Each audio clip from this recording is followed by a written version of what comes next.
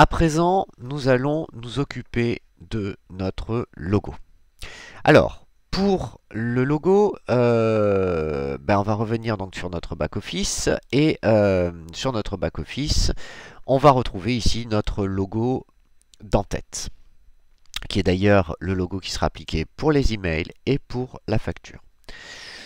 Ce logo, il y a une taille recommandée. Vous voyez, taille recommandée pour le thème par défaut, hauteur 40 pixels, largeur 200 pixels.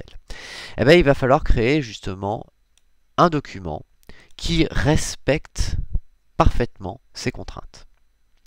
Donc pour ça, on va se connecter à notre mail, Gmail.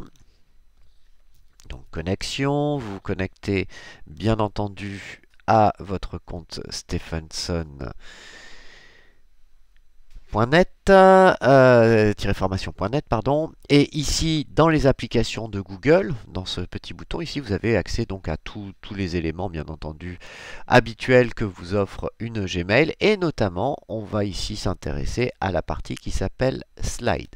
Alors, il existe d'autres outils. Si vous connaissez d'autres outils qui vous permettent de faire la même chose et que vous maîtrisez mieux, vous pouvez bien entendu les utiliser. Moi, je vais vous montrer un petit peu comment on peut faire ça sous Slide. Pour ça, c'est très simple. On va commencer par créer une présentation vide. Voilà, par défaut, il va me créer ce type de présentation. Et la première chose que l'on va faire, c'est justement créer une présentation aux dimensions 40 pixels de hauteur, 200 pixels de largeur. Pour ça, on va aller dans Fichier. Et dans Fichier, tout à fait en bas, vous allez avoir un élément qui s'appelle Configuration de la page. Lorsque je clique sur Configuration de la page, il va m'offrir une petite liste déroulante ici avec différents éléments. Ce qui va m'intéresser ici, c'est l'élément qui s'appelle Personnaliser. Je vais bien entendu ici me placer en pixels, puisque ce qui est demandé ici, c'est en pixels. PX, ça veut dire pixels. Donc, on nous dit qu'il nous faut un élément qui fasse en largeur au maximum 200 et en hauteur 40 pixels. Donc, c'est ce que je vais rentrer. Je clique sur Appliquer et à partir de là, j'ai ici une bannière, un logo que je vais pouvoir configurer. Donc, ici, je vais pouvoir rajouter le titre de mon logo. Donc, pour moi, ça va être Formation informatique. C'est le nom, je vous rappelle, de ma boutique.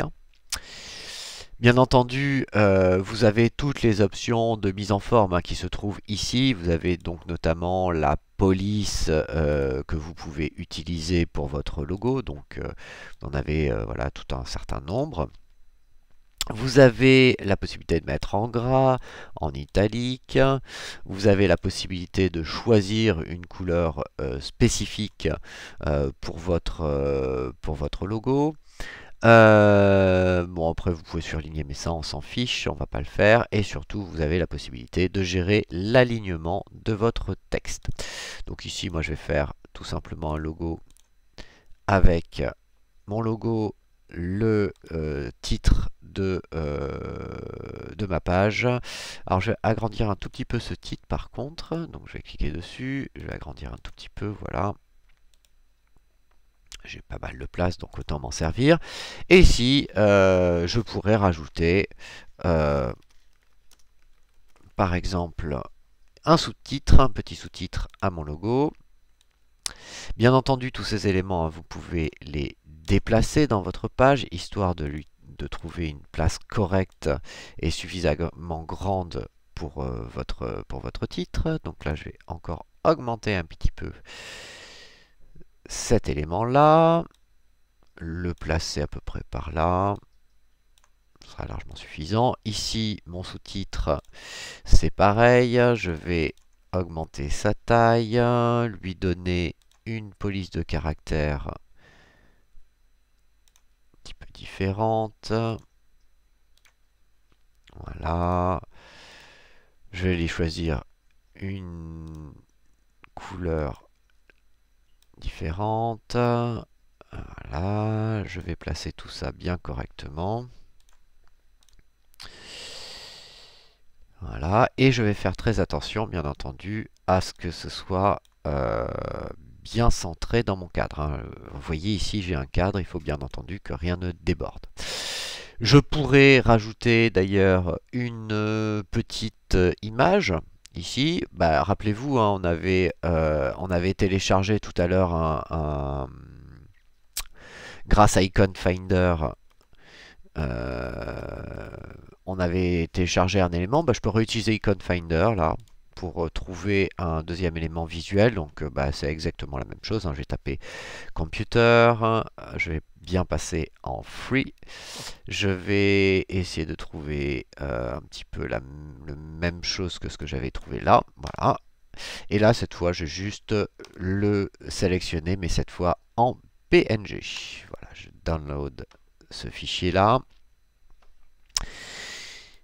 Et je vais venir le rajouter donc via insertion image importée depuis l'ordinateur. Et je vais venir chercher ma petite icône d'ordinateur là où je l'ai téléchargé. Je vais la réduire un petit peu pour qu'elle puisse loger. Voilà, bah c'est pas mal. Vous avez la possibilité, bien entendu, hein, comme dans un PowerPoint, de pouvoir ajouter, hein, je vais rajouter un petit trait là par exemple. Vous voulez rajouter des éléments visuels, vous pouvez rajouter plusieurs images si vous le souhaitez. Je vais me rajouter juste 2-3 petits traits histoire de faire quelque chose un petit peu plus joli et sympathique. Voilà. C'est pas extraordinaire, mais ça fonctionnera parfaitement. Et une fois que vous avez votre visuel terminé, votre logo terminé, vous faites Fichier, Télécharger, télécharger en JPEG ou en PNG, ça marchera les deux. Je vais choisir le JPEG. Et une fois qu'on a fait ça, on revient sur notre back-office. On va choisir le fichier que l'on va trouver dans téléchargement. Ici, on a le fichier que l'on vient de créer sur notre slide. On clique dessus. Il me l'a bien rajouté, la présentation sans titre. Et bien entendu, on vient enregistrer ça. Ok. Comme vous pouvez le voir, là, il a bien changé mon logo d'en-tête. Si j'actualise à présent ici, je vais bien retrouver un logo personnalisé. Alors, vous avez vu, hein, ça fait tout petit, c'est normal, hein, il n'y a pas énormément de place pour ce logo. Et bien, ce que je vous propose, c'est de passer à la vidéo suivante. Maintenant qu'on a changé le favicon et qu'on a mis un logo personnalisé, ce que je vous propose, c'est de, cette fois, s'occuper de... alors avant de s'occuper de cette bannière-là, on va s'occuper de cette bannière-là. Exactement de la même manière. Vidéo suivante.